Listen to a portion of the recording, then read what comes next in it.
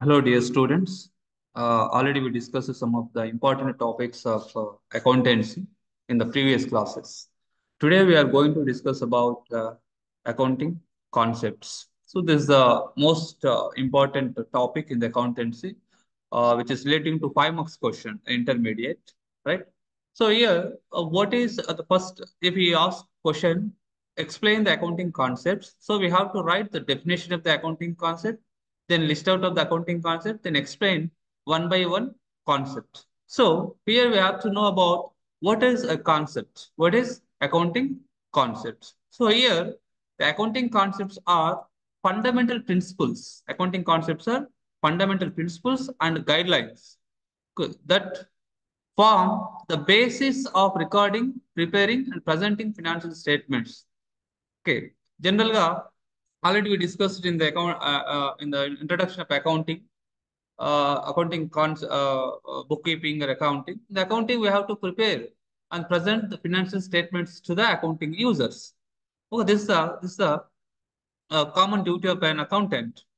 Here, these concepts are helpful to presenting financial statements, right? These concepts are ensures that consistency, comparability, and reliability in financial reporting. These are the most common guidelines. The accounting concepts are common guidelines or principles which are widely accepted by all the accountants, which are accepted by all the accountants. These are useful for preparing and presenting financial statements. Okay. So there are some different accounting concepts. Okay, the first concept is business entity concept. Business entity concept. This business entity concept assumes that business as a distinct and separate entity from its owner. Okay, here, according to this concept, we have to divide the business entity and owner. This both owner and business entity are treated separate. Okay, therefore, the business transactions are recorded in the books of accounts from the business point of view. This is the most important from the business point of view, not from the point of owner, not from the point of owner, from the point of business, from the point of business. So business entity concept లో business owner ని business organisation ని separate గా మనం treat చేయాలి. అట్లా treat చేస్తేనే accounting statements perfect గా మనం ప్రిపేర్ చేయగలం. కాబట్టి అకౌంటింగ్ ట్రాన్సాక్షన్స్ ని రికార్డ్ చేసేటప్పుడు మనం ఏ పాయింట్ ఆఫ్ వ్యూ లో రికార్డ్ చేయాలంటే from the business point of view, from the business point of view లోనే మనం థింక్ చేయాలి. ఇక్కడ ఒక ఎగ్జాంపుల్ చెప్పినాం మనం. For example, if owner brings 1 lakh rupees as a capital into business, it is treated as a liability of the business owner, of the business to owner. So here, మనం ఏం చెప్పినాం according to this concept, business entity, business owner both are separate entities. మనం accounts చేసేటప్పుడు ఎవరి point of వ్యూలో చేయాలి? From the business point of వ్యూలో accounts మనం రికార్డ్ చేయాలి. అయితే ఒక ఎగ్జాంపుల్ మీరు చూడండి, మీకు ఆల్రెడీ జనరల్ ఎంట్రీస్ లో చూసింటారు. Business started the capital of 1 lakh rupees అని చెప్పింది. అంటే క్యాపిటల్ 1 lakh rupees అనేది ఆ ప్రొప్రియేటర్ ఆఫ్ ద బిజినెస్ ఓనరే తీసుకొచ్చి ఉంటాడు. తీసుకొచ్చినప్పటికీ ఆ 1 lakh rupees క్యాపిటల్ ఏదైతే ఉందో అది బిజినెస్ కు ఒక లయబిలిటీగా, ఒక అప్పుగా ట్రీట్ చేస్తాం మనం. ఒక అప్పుగా ట్రీట్ చేస్తాం. Business ఓనరే తెచ్చింటాడు. తెచ్చినప్పటికీ we treated the capital as a liability of the business to owner. Okay, this is about business entity concept. The second one, money measurement concept. Money measurement concept. So here already we discussed the advantages or the limitations. Okay, the money measurement concept. Accounting records only monetary related transactions. Accounts records only monetary related transactions. So ఒకవేళ ఒకవేళ monetary దాంట్లో మనం measurement చేయకపోతే we could not record those transactions. For example, if we purchase 15 computers, if we purchase 15 computers, we have to record the value of the 15 computers. If one computer is 1 lakh rupees, then 15 computers value is 15 lakhs. So we have to record 15 lakh rupees, not 15 computers. Physical units ని మనం record చేయం. ఏమైనా record చేస్తాం? We have to record the value of money. Value of మనీని మాత్రమే మనం record చేస్తాం. So ఏవైతే ట్రాన్సాక్షన్స్ జరుగుతాయో బిజినెస్ లో, ఆ ట్రాన్సాక్షన్స్ ని మనం దేనిలోకి కన్వర్ట్ చేయాలి? మనీలోకి కన్వర్ట్ చేయాలి. We have to measure the transaction in monetary value, in monetary value. అట్లనే ఇది చేస్తాం. చూడండి, if you purchase two machineries, one machinery for 2 lakhs, మనం కొన్నప్పుడు టూ మెషినరీ పర్చేజ్ చేసామని రాయం. We have to purchase the machinery for 2 lakhs rupees, one machinery, so 4 lakhs rupees value. The purchase machinery value is 4 lakh rupees. అట్లా మనం mention చేస్తాం. So according to this money measurement concept, we have to record monetary transactions. So here, look at here. This concept states that the transactions and events that can be expressed in money terms are recorded in the books of accounts. Non-monetary transactions non-monetary transaction cannot be recorded in the books, like appointment of manager, okay, capability of human resources. వీటి మనం record చేయాలి. Non monetary transactions, only monetary transactions మాత్రమే record చేస్తాం. ఇక్కడ example చెప్పింది, 2 buildings, 15 computers, 15 computers, 20 office tables. ఇవేంటి? Physical units. వీటిని మనం రికార్డ్ చేయాలి. మనం వేటి రికార్డ్ చేస్తాము? The the value of rupee, ఓకేనా? దాన్ని అమౌంట్ లో కన్వర్ట్ చేసి అమౌంట్ మాత్రమే, ఆ వాల్యూని మాత్రమే మనం రికార్డ్ చేస్తాం.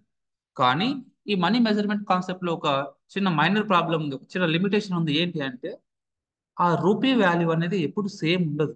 ఏమవుతుందంటే, చేంజ్ అవుతూ ఉంటుంది. రూపీ వాల్యూ అనేది ఎప్పుడు చేంజ్ అవుతూ ఉంటుంది. ఒక అసెట్ వాల్యూ ఎప్పుడు చేంజ్ అవుతూ ఉంటుంది. కానీ మనం రికార్డ్ చేయము. ఓన్లీ ఇనిషియల్ కాస్ట్, ఒక బిల్డింగ్ కొన్నాము 1 lakh rupees పెట్టి అంటే ఆ 1 lakh మనం రికార్డ్ చేస్తాం. కానీ ఆ బిల్డింగ్ వాల్యూ తర్వాత 2 lakhs కూడా అవ్వచ్చు. అయినప్పటికీ మనం 1 lakh రికార్డ్ చేస్తాం. అదే ఒక minor limitation. Okay, next coming to the going concern concept. Going concern అంటే ఏంటి? లాంగ్ టర్మ్ అని అర్థం. Long term, okay, long term. So ఈ కాన్సెప్ట్ ఒక ఓవరాల్ వ్యూ ఏంటి? గోయింగ్ కన్సర్న్ కాన్సెప్ట్ అంటే, మనం అకౌంట్స్ చేసేటప్పుడు, అకౌంటింగ్ బుక్స్ ప్రిపేర్ చేసేటప్పుడు ఆ ఆర్గనైజేషన్ లాంగ్ టర్మ్ ఉంటుంది, లాంగ్ టర్మ్ ఉంటుంది అని ఒక కాన్సెప్ట్ మైండ్ లో ఉండి మనం రికార్డ్స్ చేస్తాం.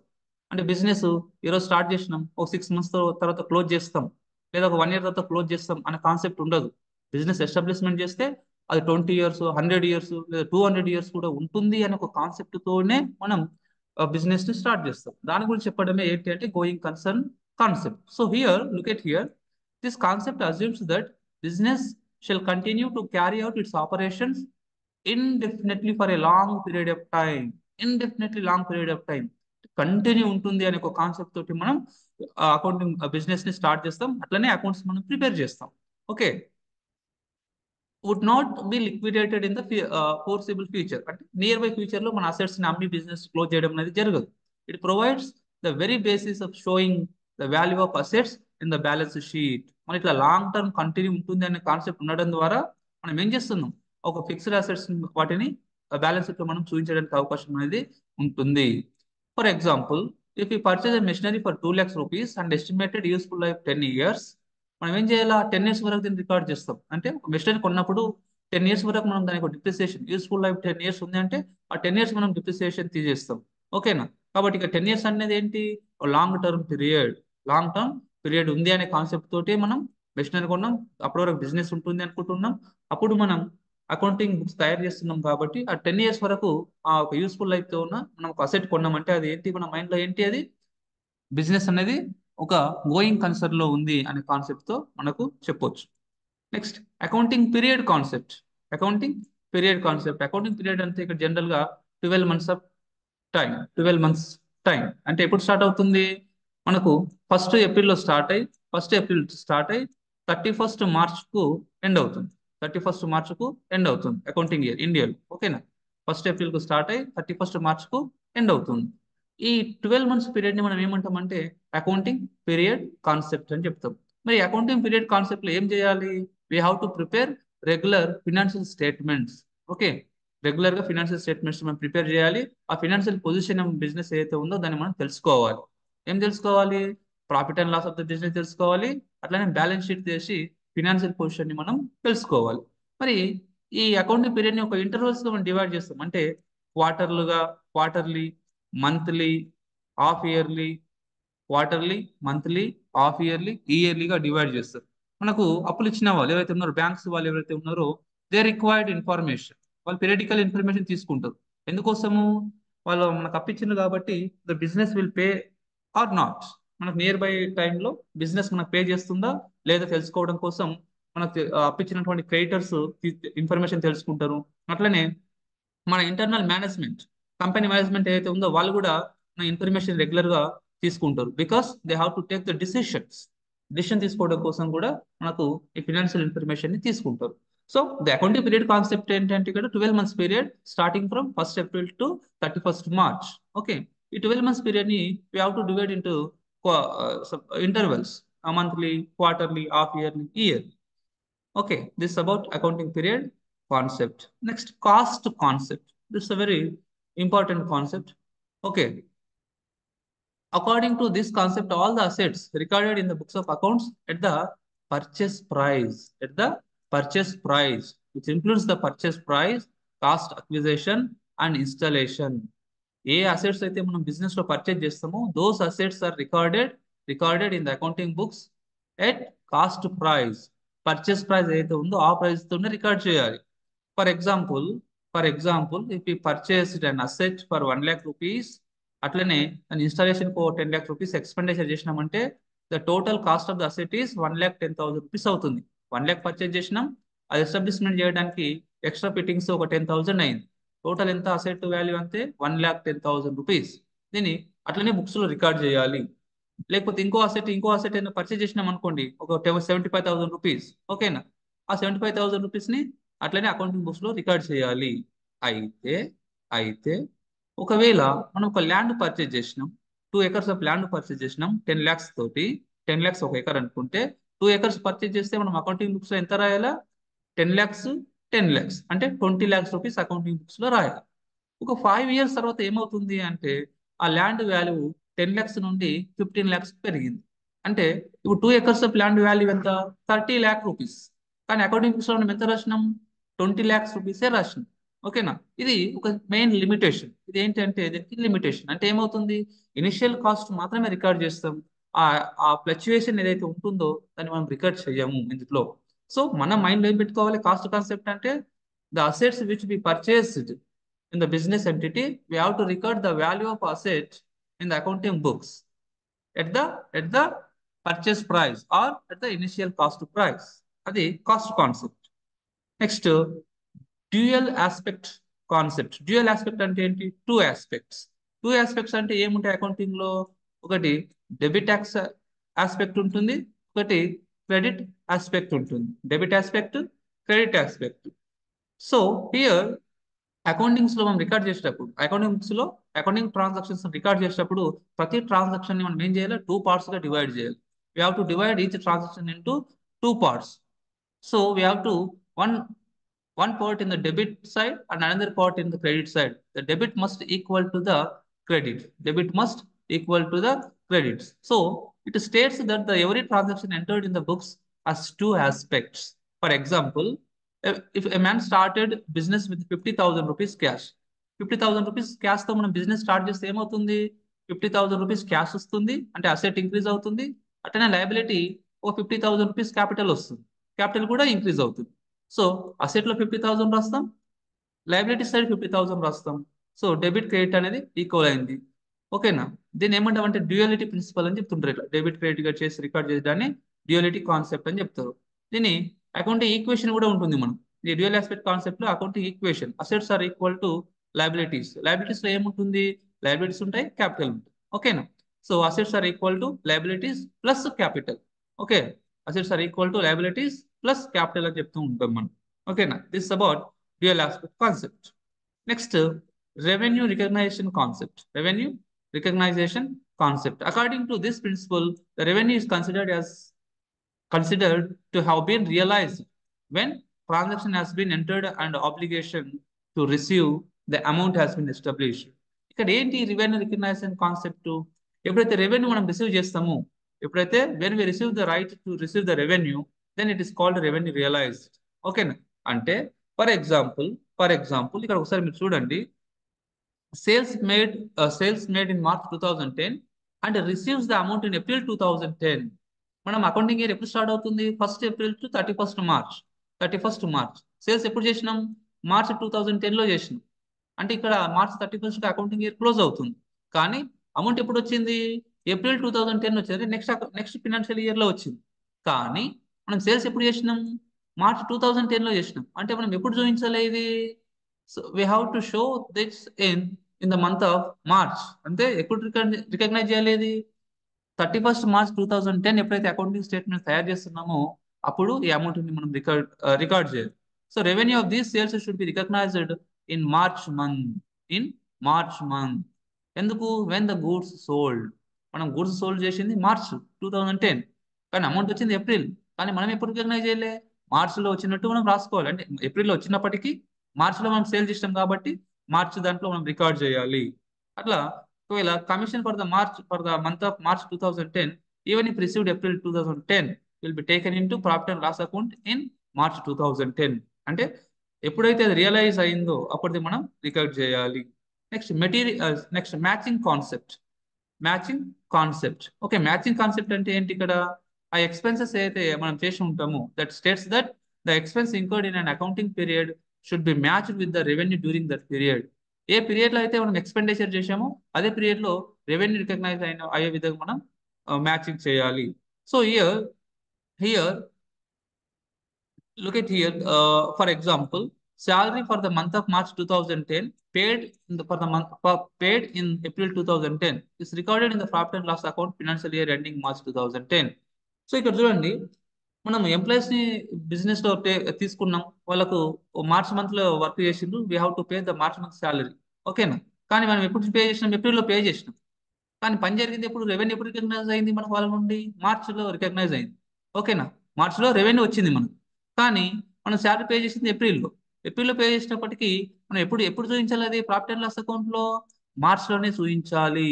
అంటే ఏ ఇప్పుడు ఎక్స్పెన్సెస్ ఎప్పుడైతే అవుతుందో దాని యొక్క రెవెన్యూ రెవెన్యూ కూడా అదే మంత్ లో వచ్చే విధంగా మనం రికగ్నైజ్ చేయాలి. అంటే రెవెన్యూ ఎప్పుడైతే రిసీవ్ చేసుకున్నామో ఎక్స్పెండిచర్ కూడా అదే ఆ మంత్ కు సంబంధించిందే మనం పే చేయాలి. సో రెవెన్యూ అండ్ ఎక్స్పెండిచర్ రెండింటిని మనం మ్యాచ్ చేసుకోవాలి అకార్డింగ్ టు దిస్ కాన్సెప్ట్.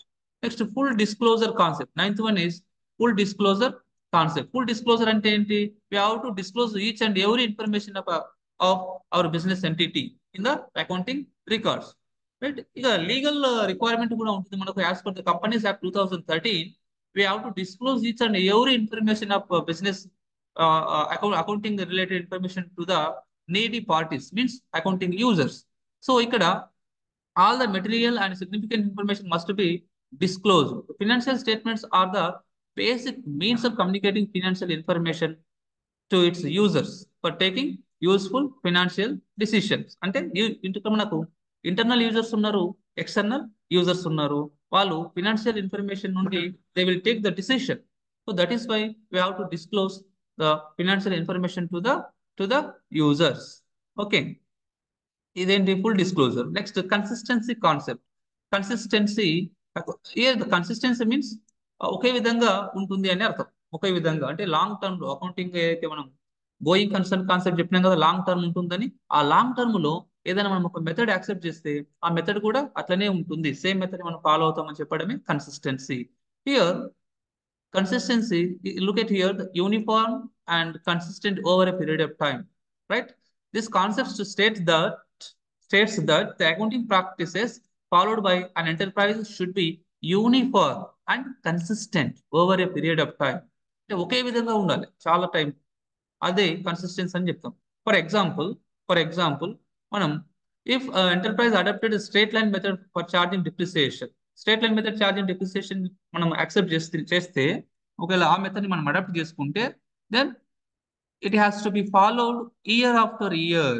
అయితే మనం స్ట్రేట్ లైన్ మెథడ్ డిప్రిసియేషన్ ని అడాప్ట్ చేసినాం అనుకోండి, we have to follow straight line depreciation for year after year till the useful life of that particular asset. Or if we adopt the written down value method from the second year or charging the depreciation, that the financial information will not be comparable. అంటే ఏం చేయాలి? ఏదైనా ఒక asset purchase చేసినప్పుడు మనం straight line method ఒకవేళ adapt చేస్తే we have to follow the straight line method till the particular period completion of the asset life. Or if we adopt the diminishing balance method or return down value method, we have to follow the same method till the useful life of the asset. అట్లా కాకుండా first year ఒక method, second year ఒక method మనం తీసుకున్నాం అనుకోండి, కంపారిబుల్ చేయడానికి risk అవుతుంది. So we have to follow the same method for long period. దాన్ని మనం ఏమంటున్నామంటే కన్సిస్టెన్సీ కాన్సెప్ట్ అని చెప్తున్నాం. So these are the basic accounting concepts. These are the basic accounting concept. You have to download this PDF from the description. Then you can read it. You will write a good in the examination, right? So first is రాష్ట్రం ఏం రాయాలంటే definition రాయాలి. Then list out all the concepts. 8 concepts రాస్తే enough. నేను 10 ఇచ్చిన. List out చేసి ఇంకొక దాని గురించి మీరు ఎక్స్ప్లెయిన్ చేస్తే మంచి మార్క్స్ రావడానికి అవకాశం అనేది ఉంటుంది. ఓకేనా?